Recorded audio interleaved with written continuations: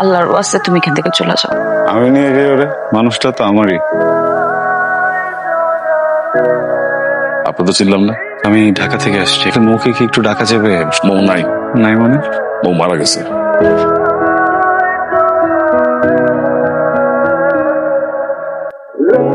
পাগল হয়ে গেছে? বৃষ্টিতে দাঁড়া দাঁড়া ভিজলে কি তোমার কাছে মৌ চলে আসবে? আপনি আমাকে বলবেন মোর কবরটা কোথায়?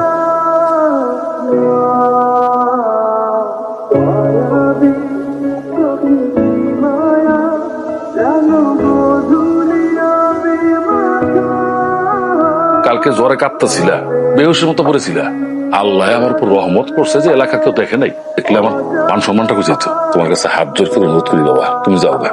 এরপরে যদি তুমি না যাও, তোমারে কেমনে বিদায় করতে হয় সেটা আমি জানি। কিন্তু কি খবর? আপনি কি পাগল? এলন খাবারটা খায়ালন। আপনি যদি খাবারটা খান তাহলে আপনার একটা খুশির সংবাদ দিব। কি সংবাদ? আব্বা আপনারে মিথ্যা কথা কইছে। মো আপুর কিচ্ছু হয় নাই। ওই যে কবরটা দেখেন না, ওইটা আমার দাদুর কবর। আমাকে তোমার আপুর কাছে নিয়ে চল। আব্বা শুনলে আমারে মাইরেই ফেলবে। তাহলে একটা কথা দেন, আব্বারে কিছু কইবেন না। বলুন। আরশি, ঝামেলা হয়েছে কোনো বাসায়?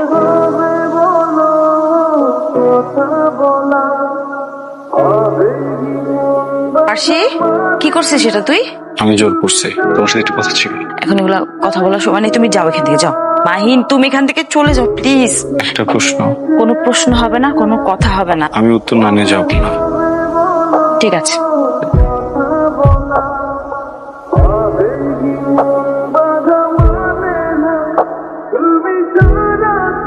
মাহিন, আল্লাহর ওয়াস্তে তুমি এখান থেকে চলে যাও। পাগলামি করো না, যে কোনো সময় কিন্তু চলে আসবে, বুঝছো?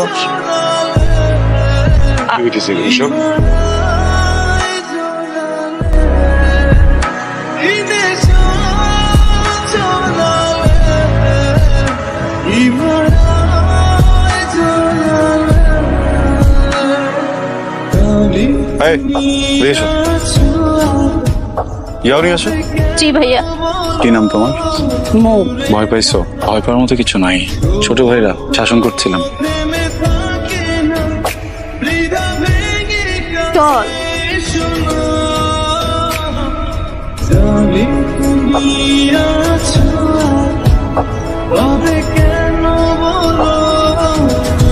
এই মেয়েটাকে? স্যার, ও তোর কাজিন সিস্টার। কেমন আছো তুমি? হ্যালো। আমি ভালো নেই, গতকাল থেকে অনেক জ্বর। ছোট থেকেই আমি যদি কিছু চাই আর সেটা যদি সেই সময় না পাই, জ্বর আসে। কাউকে কিছু বলতে চাই, বলতে পারি না, তাই জ্বর আসে। জ্বরটা তো কমানো দরকার, তাই না বলো? আই লাভ ইউ মো। Will you be mine? আমি কি আবার তোমাকে আনকমফোর্টেবল করে দিলাম? It's okay, please, sorry. জোর করে তো ভালোবাসা পাওয়া যায় না, তাই না? ভালো থেকো, আসি। I love you two.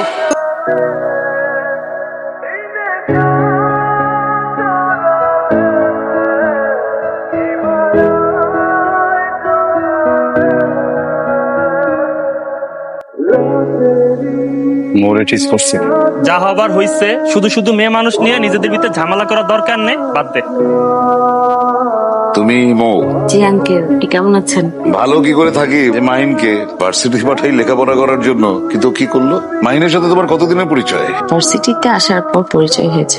তোমাদের মতন মেয়েকে আমি খুব ভালো করে চিনি। ঢাকা শহরে কেন আসো তোমরা? তোমাদের একটাই টার্গেট থাকে যে ঢাকায় এসে একটা বড় লোকের ছেলেকে যে কোনো ভাবে হোক পটানো, ব্যাস।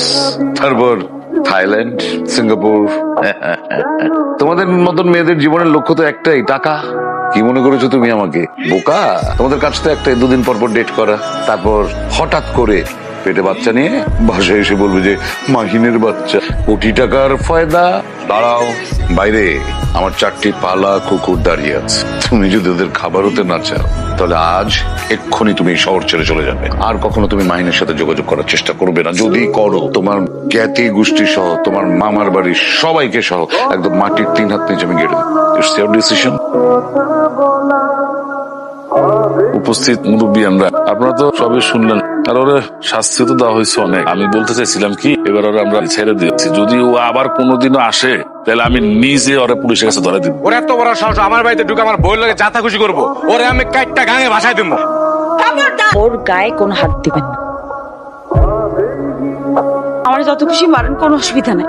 কিন্তু ওর গায়ে কোনো হাত দিবে না। আচ্ছা করতেছে তোর হাতটারে কাইটা আমি বাজারে নিয়ে তুলে রাখি। বল আমি কি করছি? আমি তোর লগে অনেক বড় অন্যায় করে ফেলেছি রে মা। তোর আমি এই পশুটার কাছে বিয়ে দিছিলাম। আমি শুনছি এতদিন এই শয়তানটা তোরে অত্যাচার করে, কিন্তু আজকে নিজের চোখে যখন দেখলাম তোরে আর এই বাড়িতে আমি রাখব না। আমি নিয়ে যাই ওরে। ওকে আমি নিয়ে যাই। আমি ওকে অনেক ভালো রাখবো, অনেক আদরে রাখবো। কোনোদিন এমন কিছু করবো না যেটা তো কষ্ট পায়। মানুষটা তো আমারই, আমার মানুষটাকে আমার কাছে ফিরে দেন না কেউ। আমার প্রথম ভালোবাসা, একবার ওকে হারাইছি, আর একবার ওকে হারাইতে পারবো না। প্লিজ আমাকে না করবেন না। ঠিক আছে, তুই যখন ওরা ভালোবাসো দাও, নিয়ে দাও। নিয়ে যাও মানে কি মামা? আমার সিদ্ধান্ত, কোনো দাম নাই? আমাকে কেউ জিজ্ঞেস করলো না একটা বারো আমি কি চাই। মাহিন, আমি ছোটবেলা থেকে এটাই জানি যে এই মানুষের বিয়ে একবার হবে। আমার তো বিয়ে হয়ে গেছে মাহিন, এখন কি করবো বল? আমি অনেক অন্যায় করে ফেলছি। আমি ভাবছিলাম তুমি যদি কোনো সুযোগ পাও তুমি আমাকে ছেড়ে চলে যাবা, সেজন্য আমি তোমার সাথে অনেক অপরাধ করে ফেলছি। তুমি আমাকে মাফ করে দিও প্লিজ।